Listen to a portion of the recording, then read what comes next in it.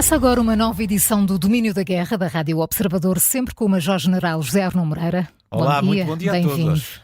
Na semana passada desenvolvemos aqui a questão da crise na Agência das Nações Unidas para os Refugiados Palestinianos. Na altura focámos na composição, na dimensão e nas áreas de atuação, mas, General, há também uma dimensão política que tem escapado às nossas análises e, por isso, o que é importante saber dessa componente política? Hoje vamos fazer uma abordagem diferente. Porquê? Porque nós temos estado muito focados naquilo que são... ainda hoje houve uma entrevista publicada de António Guterres a dizer que a agência é insubstituível naquilo que é o apoio humanitário à faixa de Gaza. Bom, mas é importante olhar para esta agência também de um ponto de vista político, porque a dimensão humanitária às vezes esconde outras intenções e outras dimensões. E esta dimensão política é importante. Ora bem, há 108 milhões de pessoas que estão deslocadas contra a sua vontade em todo o mundo. Nem todas são refugiados. Os refugiados são cerca de 35 milhões, um número impressionante de refugiados. Desses 35 milhões, 29 milhões estão na dependência do Alto Comissário das Nações Unidas para os Refugiados, aquilo que chamamos a Acnur. 29. Mas há 6 milhões que estão sob o mandato da Agência para os Refugiados da Palestina. Isto é, as Nações Unidas criaram duas agências que tratam de forma diferente os refugiados em todo o mundo.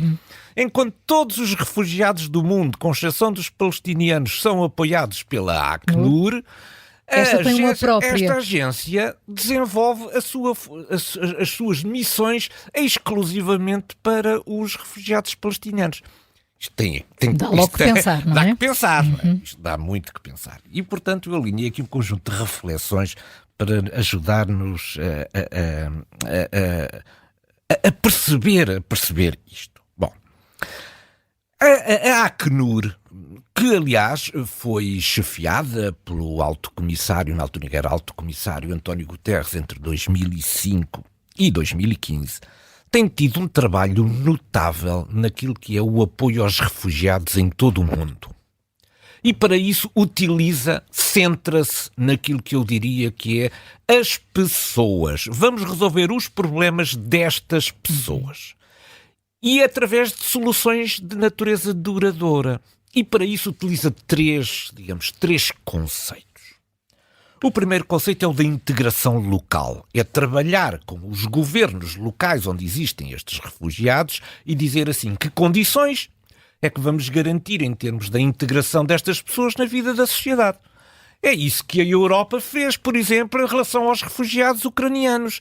Recebeu-os, inscreveu-os nas escolas, inscreveu-os nos centros de saúde, deu-lhes a oportunidade de trabalhar, etc. Isto é, pegámos nas pessoas e procuramos resolver o problema destas pessoas, cada uma delas.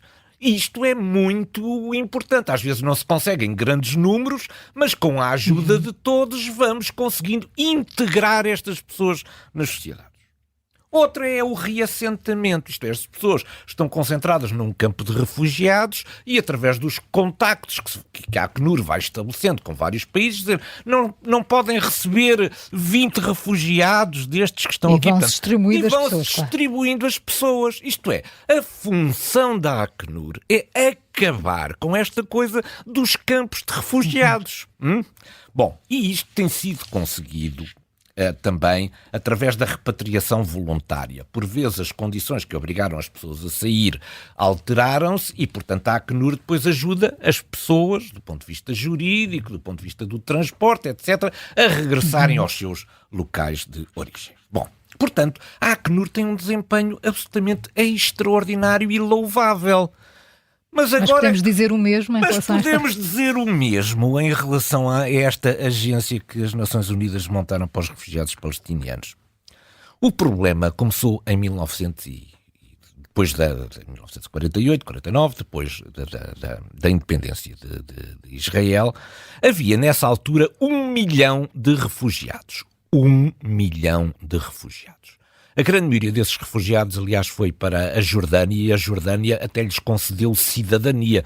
Ao conceder cidadania, deixariam de ser refugiados. Bom, havia 1 milhão. Em 2022 havia 6 milhões de refugiados palestinianos. Quer dizer, com a agência em funcionamento, neste conjunto de anos, multiplicou por 6 o número de refugiados palestinianos. Isto é um número absolutamente incrível. Porquê? Primeiro porque a agência tem a sua própria definição de refugiado palestiniano, que não coincide com a definição da Acnur. E, portanto, à medida que vai passando de geração em geração os refugiados, alguns destes refugiados nunca vieram dos locais de onde foram expulsos, não é? São os descendentes dos descendentes. Neste momento já estamos nos netos dos refugiados que continuam a ser refugiados e continuam a estar em campos de refugiados. Isto é, não se acabam com os campos de refugiados. Nunca se acabam com os campos de refugiados. Isto é, criam-se as condições para, enquanto a Acnur promove a integração das pessoas nas sociedades locais e, portanto, quer acabar com os campos de refugiados, a agência dos refugiados palestinianos, pelo contrário, preserva estes campos de refugiados. E isto tem 2 explicações que são as 2 de natureza política. Isto não tem nada a ver com o apoio humanitário, não é? A Acnur podia prestar este apoio humanitário. Mas há aqui uma questão política de fundo nisto.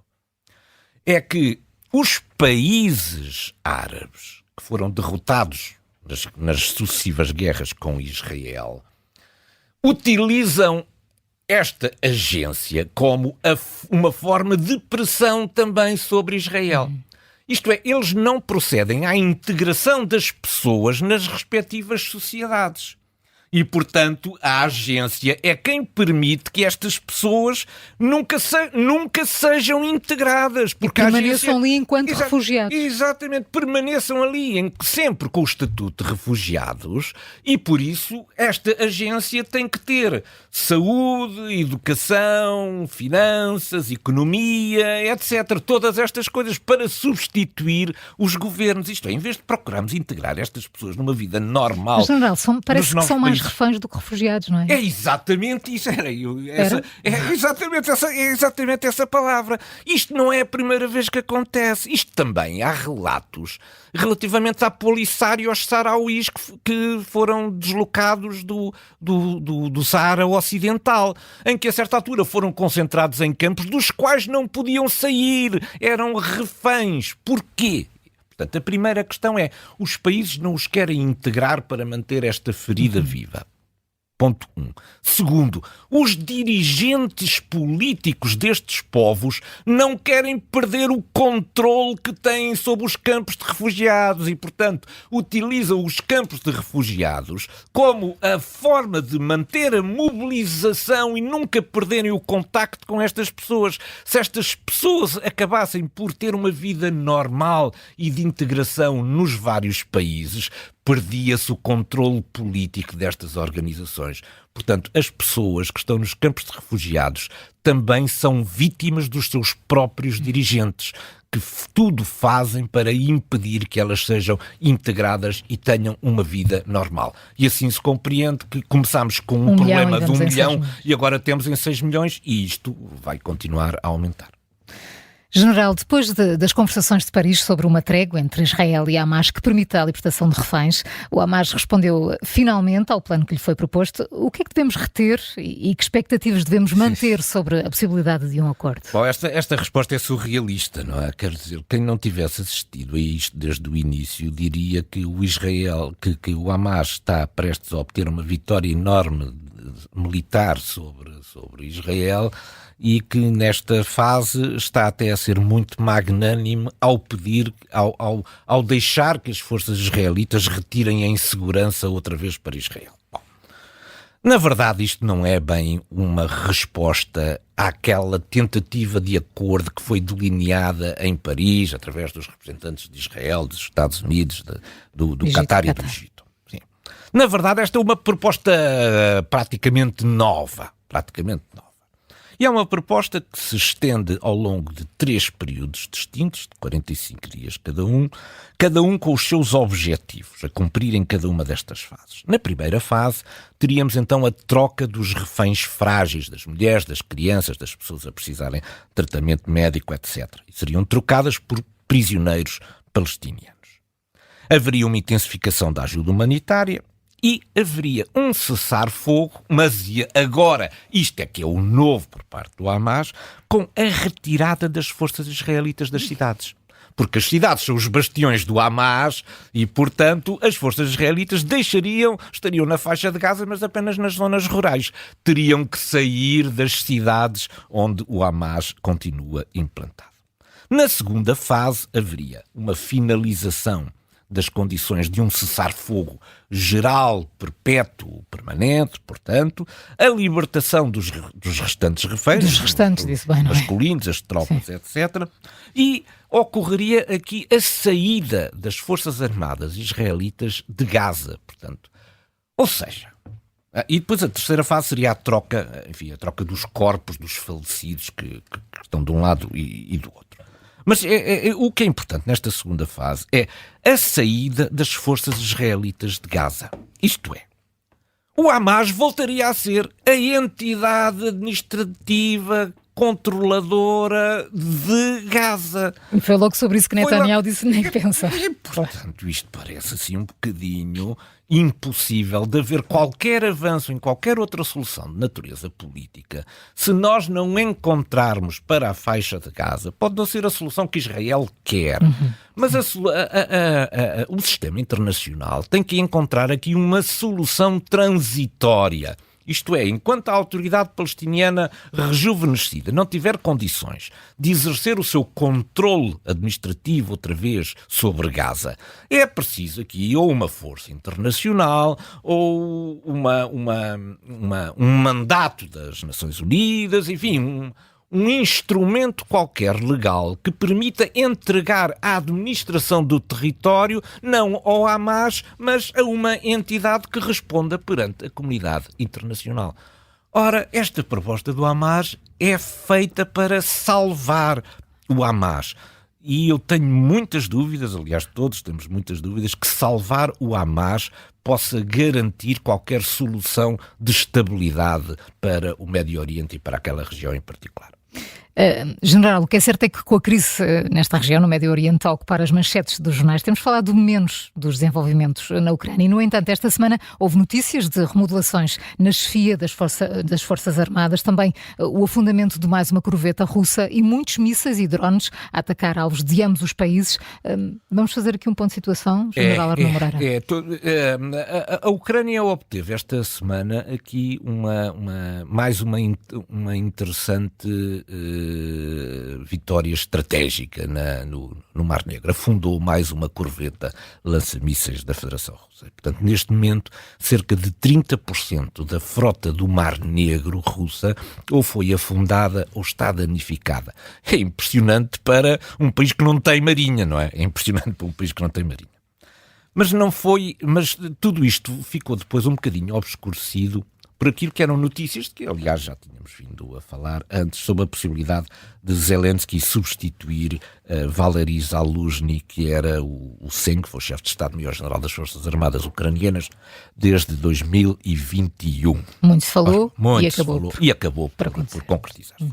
Ainda bem que acabou por concretizar-se, porque a manutenção deste ruído prejudica, porque depois nem é o próprio que sabe que vai ser substituído, os comandantes subordinados também sabem que ele vai ser substituído, mas não é substituído e tudo isto alimenta... Cria uma instabilidade. Cria aqui uma instabilidade na cadeia de comando que era preciso pôr fim. Bom, aconteceu finalmente agora esta alteração. Bom, há 3 motivos do meu ponto de vista que levam a esta substituição. O primeiro tem a ver com a forma de comunicação pública.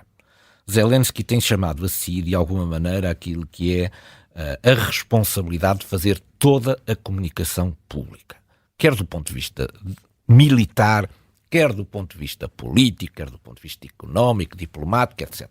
É em Zelensky que se tem concentrada a comunicação pública do governo da Ucrânia. Ora, As entrevistas, nomeadamente a primeira entrevista de Zaluzny, veio mostrar uma visão que, não sendo oposta, também não é exatamente coincidente com estas visões mobilizadoras dos discursos de Zelensky. Veio até levantar aqui algumas dúvidas relativamente à forma e à estratégia como estavam a ser aplicadas as Forças Armadas.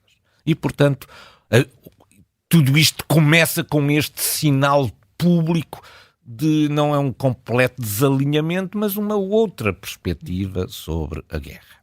Depois, talvez o mais importante disto tinha a ver com a exigência, podemos dizer assim, feita por Zaluzny, de incorporar mais 500 mil soldados. 500 mil soldados é um número imenso. E, portanto, isto tem consequências políticas. Quem tem que gerir as consequências políticas disto é Zelensky. E, portanto, veio criar aqui um elemento também de instabilidade junto da sociedade ucraniana sobre se vai para a frente ou não vai para a frente. A mobilização extraordinária de um conjunto muito significativo de pessoas. Portanto, segundo elemento, digamos, de tensão entre os dois. E o terceiro tem a ver com o facto de, no seu último discurso, na sua última intervenção pública, Zaluzny começar a falar sobre alterações do ponto de vista da organização do Estado, relativamente às regulamentações e às leis, relativamente a como é que deve ser organizada a indústria de defesa, etc. Portanto, ele tem uma visão também sobre a forma como a Ucrânia se deve organizar para a guerra, que extravasa um bocadinho as suas competências de sempre. E, portanto, era natural que que Zelensky começasse a reconsiderar este seu apoio a Zaluzny. E foi escolher Oleksandr Syrskyi, que é coronel-general, foi o chefe do exército das forças terrestres desde 2019, esteve envolvido na defesa de Kiev, esteve também por trás daquela grande ofensiva sobre Kharkiv. Simplesmente não se trata aqui apenas de uma substituição de rostos. Talvez a estratégia possa ser agora um bocadinho diferente. Zelensky está preocupado com o elevado desaparecimento de meios humanos pelas estratégias que têm sido utilizadas até agora. Isto estará provavelmente vocacionado para uma estratégia que poupe recursos humanos. E, para isso, este Oleksandr Syrskyi pode ser a nova face, digamos, desta nova postura estratégica da Ucrânia. Mas também não vamos esperar milagres daqui, porque Syrskyi só consegue montar manobras se tiver equipamento. E nós estamos muito atrasados naquilo. Os F-16 já chegaram? Não. Pois, ainda não chegaram, não é? E as munições de artilharia, 1 milhão, chegámos a março e não houve 1 milhão de munições a entregar à Ucrânia. Portanto, Oleksandr Syrskyi também não vai fazer milagre nenhum. Vai, talvez, provavelmente, encarnar melhor uma nova estratégia de natureza militar que permita à Ucrânia, enquanto não tiver os meios suficientes para desenvolver uma manobra estratégica, que pelo menos tenha o mínimo de perdas territoriais possíveis, por um lado, mas, sobretudo, uma menor perda de recursos humanos que são absolutamente indispensáveis até ao moral do país.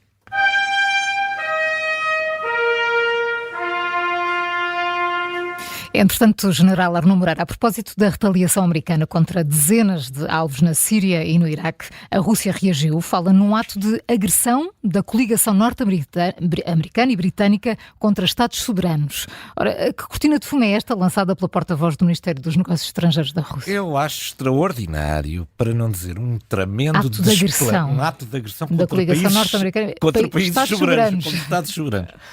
Não é a capacidade de esquecer e de passar a borracha sobre coisas históricas da Federação Russa é absolutamente extraordinária. Isto é um desplante incrível. Aliás, este desplante teve também o Irão. O Irão também fez comunicados exatamente com o mesmo tom. O Irão disse os Estados Unidos e a Grã-Bretanha estão a alimentar o caos, a desordem, a insegurança e a instabilidade. Como se não fosse o Irão o grande perturbador de toda esta zona. Quer dizer, a culpa é dos Estados Unidos e da Grã-Bretanha. Bom, há aqui um problema fundamental na comunicação russa, que tem a ver com aquilo que é a soberania. Porque fala em Estados soberanos. Ora, o que é um Estado soberano? Um Estado é soberano quando exerce soberania sobre o seu território.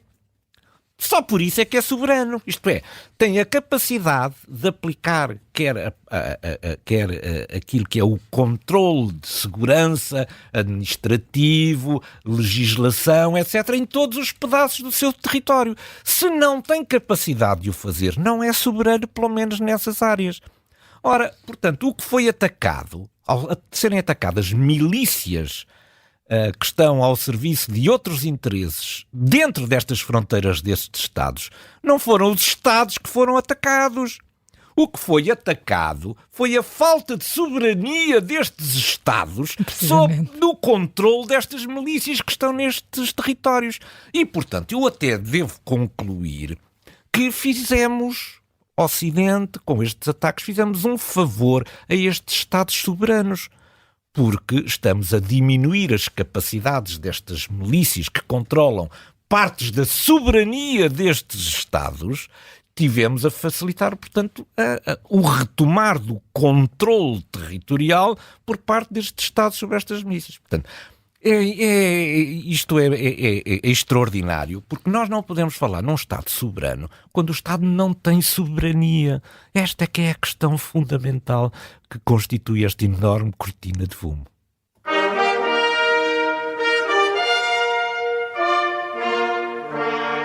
O nosso ponto de mira hoje está colocado na Coreia do Norte e no seu programa de mísseis balísticos. General Arno Moreira, o que é que aconteceu de relevante esta semana? Era expectável que isto viesse a acontecer e mais tarde ou mais cedo veio a acontecer. Começaram a ser encontrados os destroços de mísseis balísticos de origem norte-coreana. Isto foi no dia 7, houve um ataque com 5 mísseis balísticos sobre a cidade de Kharkiv. Desses 5 mísseis disparados, 2 foram identificados como mísseis coreanos KN-23. Estes mísseis KN-23, desenvolvidos pela Coreia do Norte, são mísseis muito recentes. Eles foram apresentados pela primeira vez em parada militar em 2018 e os primeiros testes ocorreram em 2019.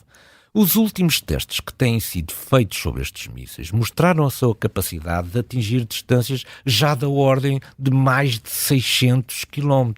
Portanto, nós estamos a falar aqui de um míssil balístico com enormes capacidades. Ainda por cima, este míssil balístico tem uma característica interessante, é que faz o seu voo muito baixo. Ele nunca ultrapassa os 50 km a partir do nível terrestre, dificultando, portanto, quer a sua interseção, mas sobretudo aquilo que é o aviso em tempo de que este míssil foi disparado.